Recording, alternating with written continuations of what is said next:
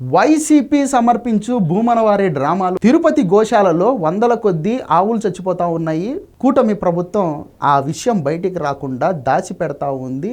ఒక బురద ముద్ద తీసుకొని ప్రభుత్వం పైన విసిరేటటువంటి ప్రయత్నం చేశాడు భూమన కరుణాకర్ రెడ్డి. సరే, ఈ భూమన కరుణాకర్ రెడ్డి గురించి పక్కన పెడితే ఈయన వేసినటువంటి ఈ ఎలిగేషన్స్ని తిప్పికొట్టింది తిరుమల తిరుపతి దేవస్థానం. అయ్యా కరుణాకర్ రెడ్డి గారు, మీరు తప్పుడు ప్రచారాలు చేయడం మానుకోండి. మీకు అంత డౌట్గా ఉంటే గనక రండి, మీ కళ్ళారా మీరే చూడండి, నిజాలు తెలుసుకోండి అని చెప్పి వాళ్ళు చెప్పడం జరిగింది. ఈ కరుణాకర్ రెడ్డి ఏమో నేను ఒక 2000 మందిని వేసుకొని వస్తాను, మా అందరినీ అలో చేయండి అని చెప్పేసి చెప్పడం జరిగింది. గోశాలలోకి 2000 మంది, 3000 మంది, 10,000 మంది, 1,00,000 మంది ఎందుకు స్వామి? డౌట్ ఉన్నది నీకు, ఎలిగేషన్ వేసింది నువ్వు వెళ్ళు, నీతో పాటు నీ సెక్యూరిటీని తీసుకెళ్ళు.